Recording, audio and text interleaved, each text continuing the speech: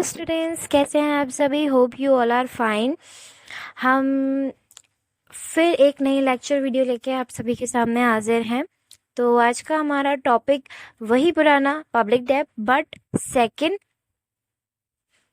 Video पर।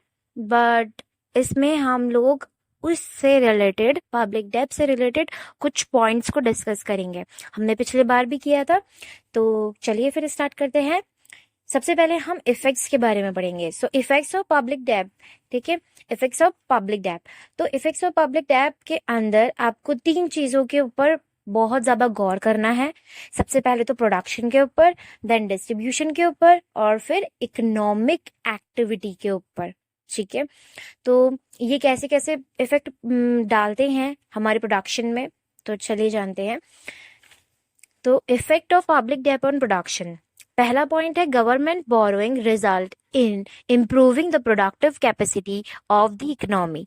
Government use finance in development projects. It will generate income and environmental opportunity.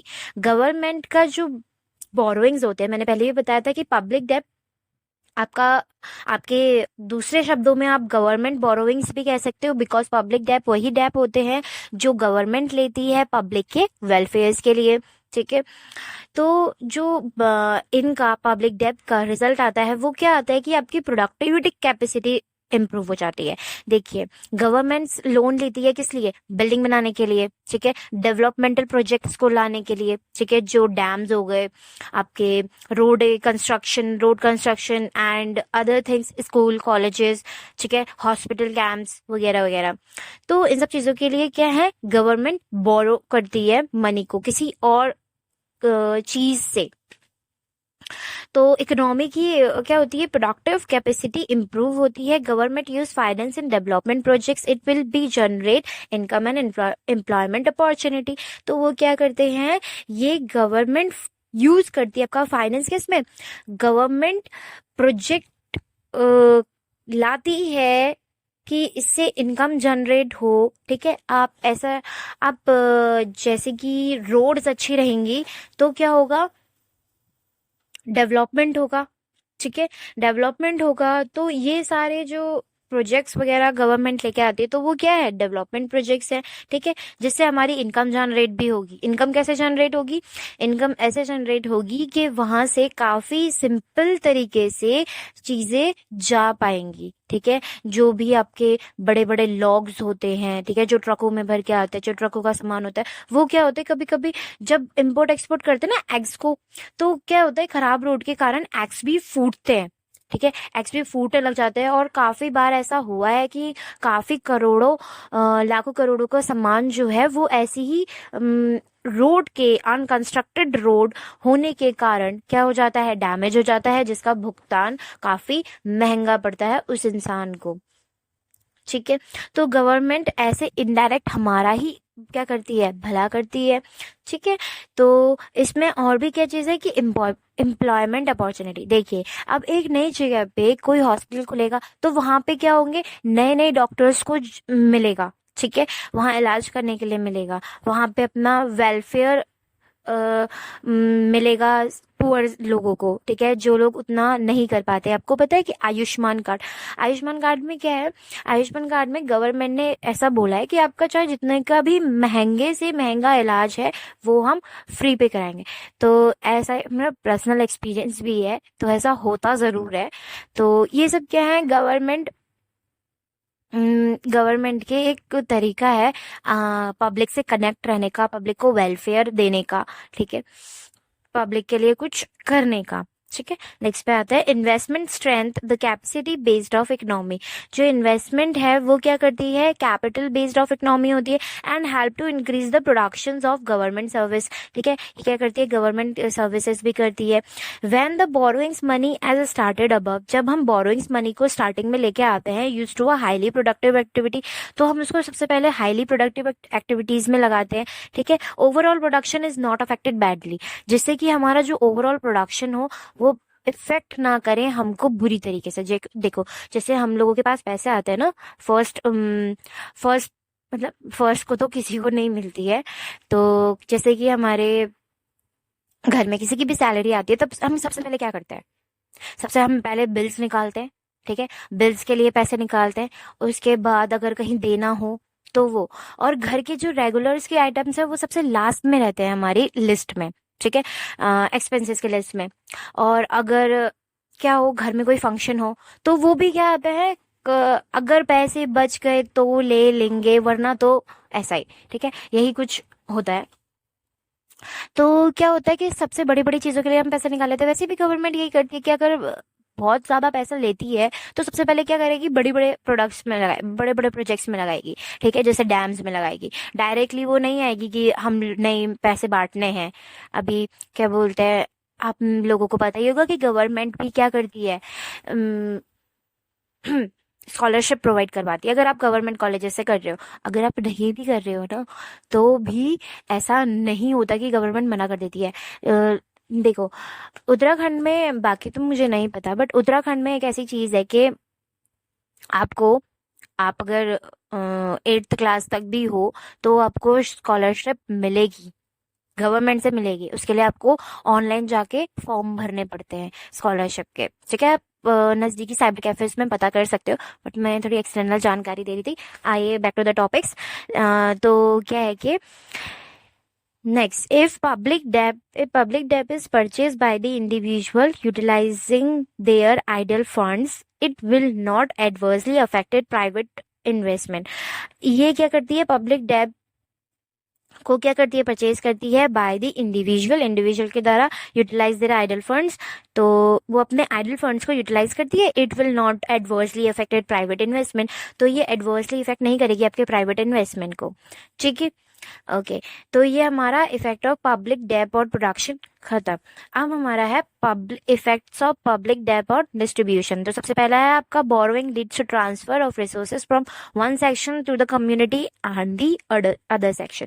मैंने पहले बताया था आपको 3 कम्युनिटीज होती है हमारे सोसाइटी में, पुअर, मिडिल एंड रिच।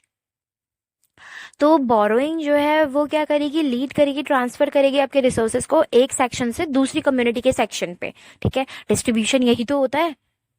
क्या करते हैं, डीलर जो होते हैं, मतलब जो बड़े बड़े कंपनीज के मैन्युफैक्चरर्स होते हैं, ऐसे समझो मैन्युफैक्चरर्स होते हैं, वो कोई सामान बनाते हैं तो वो क्या करेंगे, डीलर को देंगे। डीलर जाकर उन लोगों को देगा जिनको उनका क्या है, जो उस काम से रिलेटेड है। जैसे कि अगर आपका कहीं पे कुछ बन रहा है, कुछ कार्स बन रही है, ठीक है, कार्स काफी महंगी हो जाएंगी तो ऐसा करिए, back to other example, like अगर आप कुछ खाने का सामान लेते हो, ठीक है, तो वो खाने का सामान डायरेक्टली शॉपकीपर्स के पास पहुंच जाता है क्या? बिल्कुल भी नहीं। होलसेलर होलसेलर क्या करेगा, होलसेलर से डीलर खरीदता है, होलसेलर खरीदता है किससे, डीलर से, और डीलर जो है वो लेता है मैन्युफैक्चरर से, ठीक है। तो क्या होता है, मैन्युफैक्चरर एक चीज को बनाता है, फिर डीलर को देता है, डीलर होलसेलर को देता है, होलसेलर शॉपकीपर को देता है, और शॉपकीपर क्या करता है, आपको देता है, ठीक है।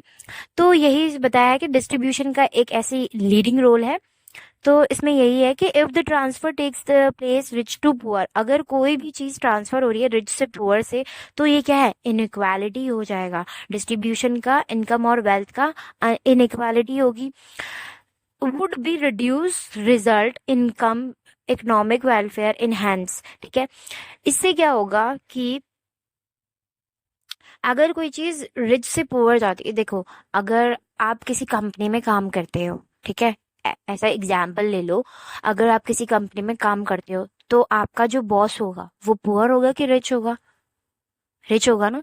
तो रिच जो है उनके पास से हमारे पास आएगा, मिडिल लोगों के पास, और मिडिल लोगों से पुअर लोगों के पास जाएगा। हमारे पास से कैसे जाएगा पुअर लोगों के पास, कि हम लोग क्या करेंगे, सब्जी वगैरह खरीदेंगे, ठीक है, सब्जी वगैरह खरीदेंगे तो सब्जी क्या ठेलों वेलों में मिलती है, ठीक है, या आप अगर मार्केट में जाते हो, ठीक है, मार्केट से खरीदते हो, या फिर ऐसा तो नहीं है ना, हर चीज जो है उसमें इनडायरेक्टली कंट्रीब्यूशन किसका रहता है, रिच लोगों का, ठीक है। तो रिच से क्या करती है, अदर सेक्शंस पे जाती है, ठीक है। तो ये क्या है, एक तरह का बढ़ावा है, ठीक है, बढ़ाने की लोगों की क्षमता है, ठीक है। तो और जैसे कि अगर पुअर से रिच लोगों पे जाएगा तो क्या हो जाएगा, एग्रीवेट मतलब बहुत बिगड़ेगा, बहुत काम बिगड़ेगा। ठीक है, तो नेक्स्ट टॉपिक, नेक्स्ट ये पॉइंट समझ में आया। नेक्स्ट पॉइंट में आते हैं। Generally governments bonds are subscribed by the richer income group, the burdens of taxation falls on the poor sections, public debts has then tendency to the increase the economic inequality. Generally जो government के bonds होते हैं उनको वो निकाल देते हैं, rich लोगों को बांट देते हैं कि आप हमारे बॉन्ड्स खरीदो। फिर जब वो बॉन्ड्स खरीद लेते हैं, the burden of taxation falls on the poor section, तो पुअर सेक्शंस में बर्डन हो जाता है। इसीलिए हमें पता है कि जो पब्लिक डेब्ट है उसकी टेंडेंसी यही होती है कि वो इकोनॉमिक इनइक्वालिटी को बढ़ाए, ना कि और भी ज्यादा बुरी सिचुएशन कर दे। ठीक है, इसलिए क्या होता है, हमेशा पुअर लोगों के लिए ही, जो क्या होते हैं, जो मजदूरी करते हैं, जो लेबर्स लोग होते हैं, उनके लिए काफी वेलफेयर्स जो होते हैं वो लिए दिए जाते हैं रिचेस लोगों के द्वारा। जैसे रिच लोग क्या करेंगे, टैक्स भरेंगे, अपनी लग्जरियस आइटम पे क्या भरेंगे, टैक्स भरेंगे। तो वही टैक्स का जो पैसा गवर्नमेंट के पास जाएगा, उसी से तो वो पुअर्स को वेलफेयर करती है ना, पब्लिक को वेलफेयर करती है। अब जरूरी नहीं है मैं पुअर पुअर बोल रही हूँ तो एक पुअर को ही मिलता है, ऐसा नहीं है। ठीक है, मिडिल लोगों को भी मिलता है, बिकॉज मिडिल भी एक नहीं, मैं ऐसा नहीं कह रही हूँ, मिडिल भी एक पुअर में आ रहा है, बट मिडिल और पुअर दोनों के सेक्शन अलग है।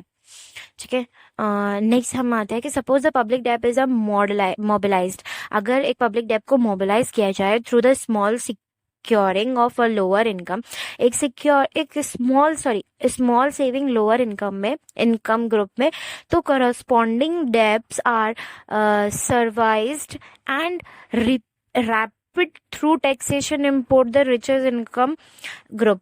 तो ये क्या करेंगे, एकदम से बढ़ावा मिलने लग जाएगा किसको, टैक्सेशन को।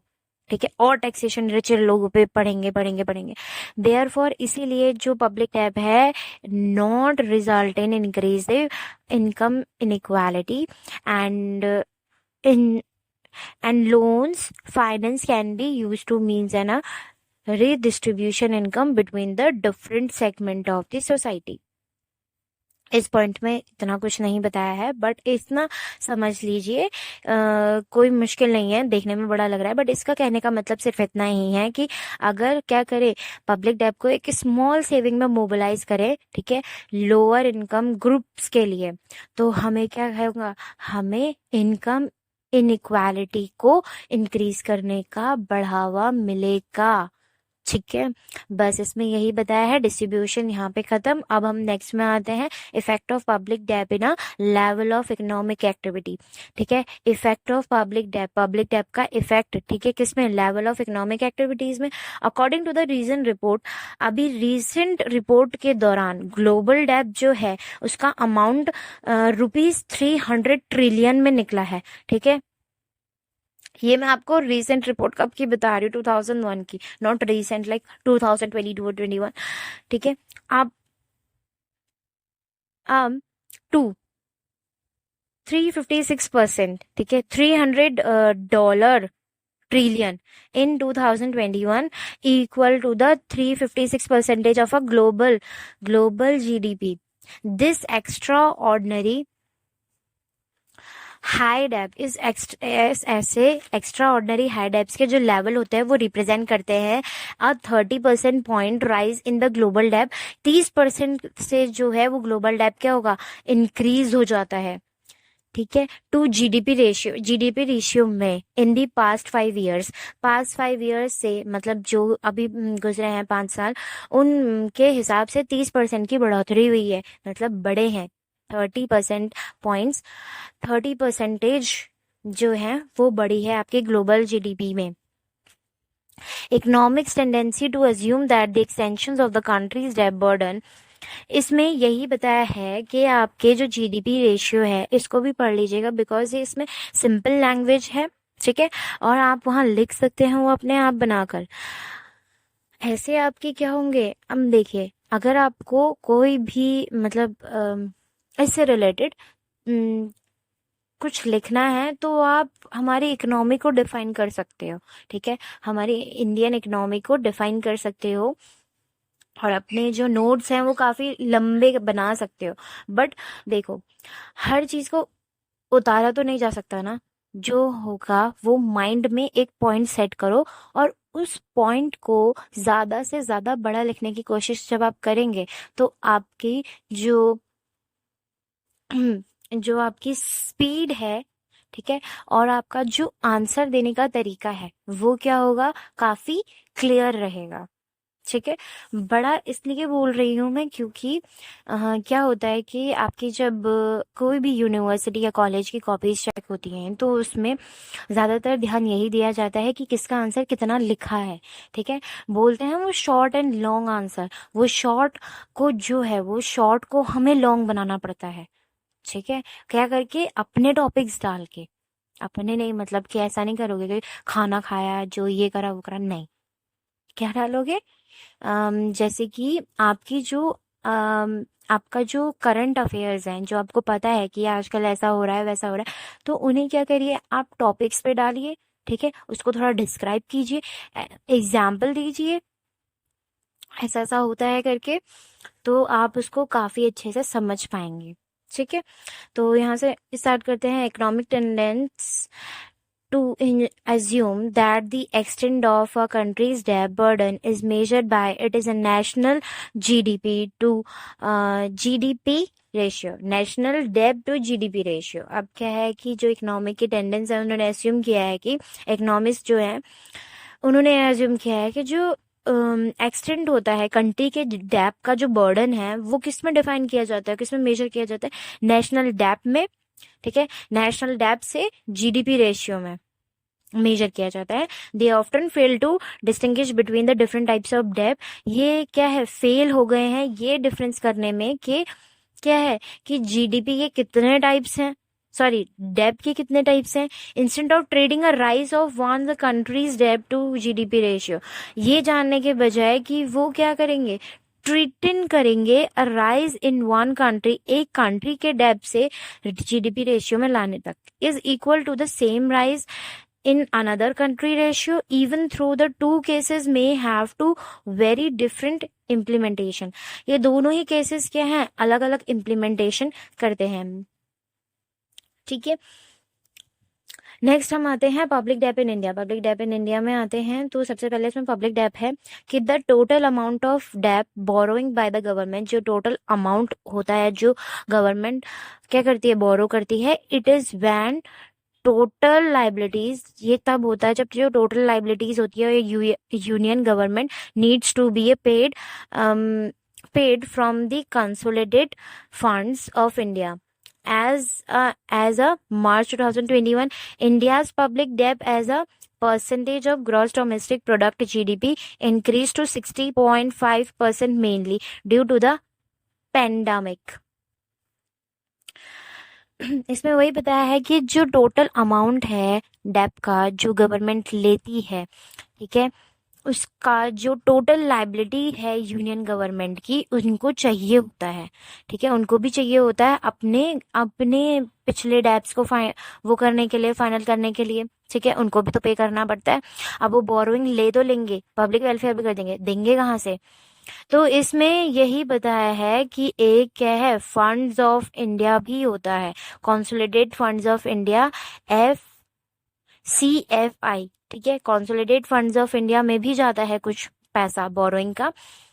और इसमें एक रिपोर्ट दी है 2021 की, मार्च 2021 की, इंडिया का जो पब्लिक डेप है वो एज अ परसेंट, ठीक है, ग्रॉस डोमेस्टिक प्रोडक्ट में इंक्रीज हुआ है 60.5 से। मैं ये नहीं बोल रही 60.5% है, बट 60.5% से बड़ा है, mainly due to the pandemic situation में, पैंडामिक। नेक्स्ट टॉपिक में आते हैं। It is to be paid from the consolidated funds of India. ये फिर कंसोलिडेटेड फंड इंडिया से, कंसोलिडेटेड फंड्स ऑफ इंडिया से पे किए जाते हैं। It can also be refers to the overall liability. ये क्या करता है, रिफर ऑल ओवर लायबिलिटीज, ठीक है, सेंट्रल और स्टेट गवर्नमेंट की। This is provide under article 292 के आर्टिकल में ये दिया है ऑफ एन इंडियन कॉन्स्टिट्यूशन के 292 के आर्टिकल में ये दिया है कि जितना भी कंसोलिडेटेड फंड्स ऑफ इंडिया होगा वो क्या करेगा, आपकी लाइबिलिटीज, सेंट्रल और स्टेट गवर्नमेंट की लाइबिलिटीज को पे करता है, ठीक है, पे ऑफ करता है। नेक्स्ट टॉपिक पे आते हैं, द डेब्ट to GDP ratio demonstrate the country's ability to repay its debt। अब क्या करती है, डेब्ट को जीडीपी रेशियो में कन्वर्ट करते हैं, तो उसमें से क्या करते हैं, कंट्रीज की एबिलिटी, कितना कंट्री रीपे कर सकती है, ठीक है, अपने डेब्ट्स को भर सकती है। द डेब्ट to GDP ratio is frequently used by the investor to an analyzing the government ability। ये लोग कौन यूज करते हैं, ये इन्वेस्टर यूज करते हैं ये एनालाइज करने के लिए जो गवर्नमेंट की एबिलिटी है टू सर्व इट्स डेब्ट, कि वो अपने डेब्ट्स भर सकती है। तो उसमें क्या होता है, इंक्रीजमेंट डेब्ट to GDP ratio have a fueled global economic crisis. जब इंक्रीज हो जाता है पब्लिक डेब्ट has been mainly due to the following reason. अब पब्लिक डेब्ट के बढ़ने के क्या कारण होते हैं, आप एग्जाम्पल पाकिस्तान का ले सकते हो, ठीक है। उन्होंने क्या किया है, पाकिस्तान ने अपने खुद के रीपे में डेब्ट्स को रीपे नहीं कर पाई है, उनके बदले वहां पे इतनी महंगाई है, इतनी ज्यादा महंगाई है, ठीक है। मैं एक एज एग्जाम्पल लेती हूँ, don't take a personal. So the increase जो कारण होते हैं, मैं इसमें एक्सप्लेन भी करवाया है कि जब कोई पब्लिक डेब्ट इंक्रीज होता है वो दो तरीके, उसके काफी रीजन हो सकते हैं, मे बी 2 से ज्यादा रीजन है, मोर देन 2 रीजंस है। जैसे कि हम लोग पढ़ते हैं, फर्स्ट जो टोटल सेंट्रल गवर्नमेंट का डेब्ट होता है वॉज इंक्रीज, वो बढ़ता है इन बोथ, दोनों तरीके से, एब्सोल्यूट टर्म्स में as it as percent of GDP, that fiscal due to the bank recapitalization, ठीक है। जो क्या करता है, सेंट्रल गवर्नमेंट का जो डेब्ट है, जो टोटल सेंट्रल गवर्नमेंट का डेब्ट है वो इंक्रीज हो जाता है एक एब्सोल्यूट टर्म से, and as a percent of GDP की परसेंट में ये जो फिस्कल है वो बैंक को रिकैपिटलाइज कर देता है। रिकैपिटलाइज मीन्स अगर गवर्नमेंट ने कहीं से लोन लिया है, सेंट्रल गवर्नमेंट ने टोटल कहीं से लोन लिया है, इट मीन्स वो पे नहीं कर पा रही है, इसका मतलब क्या होगा, उनके जो अकाउंट्स हैं, ठीक है, उनका जो अकाउंट है वो क्या है, वो रीपेमेंट करने के सक्षम नहीं है, ठीक है। इसलिए उनके जो बैंक्स होते हैं उनको रिकैपिटलाइज किया जाता है, ठीक है। फिर नेक्स्ट कंडीशन, नेक्स्ट जो रीजन होता है वो क्या है, due to issuing the Ujjwal DISCOM assurance Yojana, ये एक उदय बॉन्ड होता है, ठीक है, ये गवर्नमेंट देती है, उज्जवल डिस्कम अश्योरेंस योजना। देयर हैज बीन, जिसमें क्या होता है, इंक्रीज इन लाइबिलिटीज, ठीक है, लाइबिलिटीज बढ़ती है ऑफ स्टेट, एक स्टेट की, which have increase during the, जो क्या है, बढ़ रही है किसमें, 2015-16 टू 2016-17, ये मैंने एग्जाम्पल दिया है कि इनके दौरान अगर इनकी ये बढ़ती है तो ये भी एक कारण होता है क्या करने का, क्या होने का, कि पब्लिक डेब्ट बढ़ गया है, ठीक है, पब्लिक डेब्ट आपका जितना था उतना और हो गया है, ठीक है। अगर क्या करते हैं, इन बॉन्ड्स को यूज करते हैं, इशू करते हैं उज्जवल डिस्कम अश्योरेंस योजना,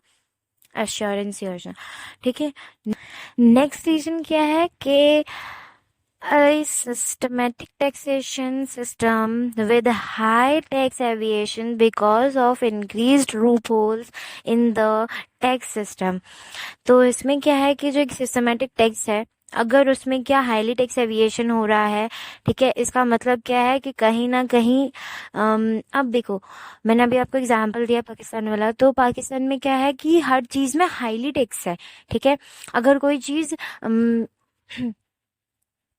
क्या है, वहां पे हाईली टैक्स है, ठीक है, तो एक जो टैक्स एविएशन बढ़ने का आपका मीनिंग यही होता है कि वहां पे जो पब्लिक डेब्ट्स है वो बढ़ गए हैं, ठीक है, जिनको रिकवर करने के लिए उन्होंने टैक्स भी बढ़ा दिए हैं। नेक्स्ट और लास्ट सिचुएशन में आते हैं miss use of public fund. अब कहीं मिस यूज हो रहा है पब्लिक फंड का, ठीक है, ड्यू टू अ करप्शन।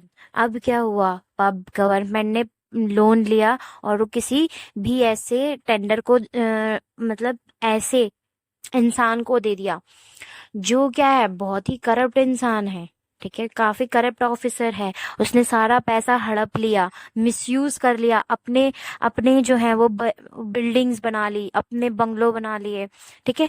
तो इसका यही होता है करप्शन। एक ब्राइट एंड आपका red tapism available and the work done is completely with a great difficulty, ठीक है। और क्या बोलते हैं उसको, नहीं मतलब उस काम को होने के लिए काफी चीजों का काफी डिफिकल्टी का सामना करना पड़ जाता है। तो इस वजह से भी काफी क्या होता है, वहां पे पब्लिक डेब्ट भी बढ़ जाता है, ठीक है। वो काम तो कुछ हुआ नहीं, ठीक है, पब्लिक को फायदा मिला नहीं, तो उससे क्या हुआ, गवर्नमेंट ने लेके तो दे दिया बट उन्होंने अपने अपनी जेबों में डाल लिए पैसे, ठीक है। तो यही है आपका पब्लिक डेब्ट इन इंडिया। नेक्स्ट हमारा है क्लासिफिकेशन ऑफ पब्लिक डेब्ट ऑफ गवर्नमेंट ऑफ इंडिया, ठीक है, कि एक गवर्नमेंट ऑफ इंडिया हमारी जो पब्लिक डेब्ट है उसका क्लासिफिकेशन कैसे करती है, ये आपका लास्ट टॉपिक है, ठीक है। 3 तरीके के डेब्ट का वो करती है गवर्नमेंट ऑफ इंडिया, क्लासिफाई करती है 3 तरीके के पब्लिक डेब्ट्स का। फर्स्ट है आपका इंटरनल, सेकंड है आपका एक्सटर्नल, और आपका थर्ड है आपका अदर आउटस्टैंडिंग लायबिलिटीज, ठीक है। ये 3 तरीके के आपके डेब्ट्स हैं। तो जल्दी जल्दी इनको कर लेते। इंटरनल डेब्ट्स क्या है, first they are the public debts borrowed from within the country. अब there are the public debts, ये एक ऐसे पब्लिक डेब्ट्स है जो बोरो कर रहे हैं from within the country से लिए जा रहे हैं। अब मैंने बताया था ना आपको एक्सटर्नल डेब्ट और इंटरनल डेब्ट के बारे में। इंटरनल डेब्ट मतलब कि जो कंट्री से लिया जा रहा है, एक्सटर्नल डेब्ट जो कंट्री के बाहर लिया जा रहा है और देशों से, ठीक है। मेजर सोर्स फंड होते हैं इनका इंटरनल डेब्ट। इंटरनल डेब्ट जो है एक मेजर सोर्स है फंड का, जिसमें आते हैं आपके कमर्शियल बैंक्स और फाइनेंशियल इंस्टीट्यूट। कमर्शियल बैंक से हम लेते हैं, गवर्नमेंट लेती है बोरोइंग, और फाइनेंशियल इंस्टीट्यूट से। तो नेक्स्ट है हमारा एक्सटर्नल डेब्ट। एक्सटर्नल डेब्ट कंप्राइज करती है loan taken by the government of India against the non negotiable non interest bearing securities insure to international financial institute, जैसे कि IMF, IBRD, IDA और इंटरनेशनल फंड और agriculture development, Asian development bank etcetera, ठीक है। तो इन सब जगहों से जब गवर्नमेंट ऑफ इंडिया की गवर्नमेंट लोन लेती है तो उसको हम एक्सटर्नल डेब्ट कहते हैं। नेक्स्ट वी हैव, हमारे पास एक क्या है, अब अनफाउंडेड डेब्ट भी बोलते हैं इसे, और अदर आउटस्टैंडिंग लाइबिलिटीज भी बोल सकते हैं आप, ठीक है। ये क्या है, इट कंप्राइज लोन, ये एक ऐसे लोन को कंप्राइज करती है taken against the various small savings scheme, जो काफी स्मॉल सेविंग स्कीम से लिया जाता है, जैसे कि PPF, public provident fund, state PF यानी कि स्टेट का PF कॉन्ट्रीब्यूशन, और non government PF contribution provident fund, और income tax annuity deposit schemes, reserve fund and central government department, जो कि होते हैं railway, post, telegrams etcetera, on certain others deposit, जैसे कि आपके डिपॉजिट्स ऑफ इंडिया टैक्स और सुपर टैक्स एक्सेट्रा। दूसरा पॉइंट ये है इसमें कि according to the Reserve Bank of India RBI act 1934, the RBI is both the bankers and the public debt manager for the government, ठीक है। तो जो RBI है वो दोनों का काम करता है, एक बैंकर का काम भी करता है और पब्लिक डेब्ट का भी काम करता है, ठीक है। पब्लिक डेब्ट का कैसे, कि वो क्या करता है, जो गवर्नमेंट बोरो करती है उसके लोन को मैनेज करता है, ठीक है। दी RBI handles all the money, RBI सारे मनी को हैंडल करता है, remitted foreign exchange and banking transaction, repayment करता है, और सारे ही फॉरेन एक्सचेंज को वो अपनाता है, जैसे डॉलर्स को एक्सचेंज कर लेगा, रुपीस में कन्वर्ट कर लेगा, ठीक है, जो बाहर से पैसा आएगा banking transaction, the union government जो होती है also deposit it's cash balance with the RBI. वो आरबीआई के साथ भी अपना क्या करती है, कैश डिपॉजिट का बैलेंस मेंटेन करके रखती है गवर्नमेंट, यूनियन गवर्नमेंट। ठीक है, तो यहीं पे हमारा लेक्चर और वीडियो खत्म होती है। Thank you for watching this video.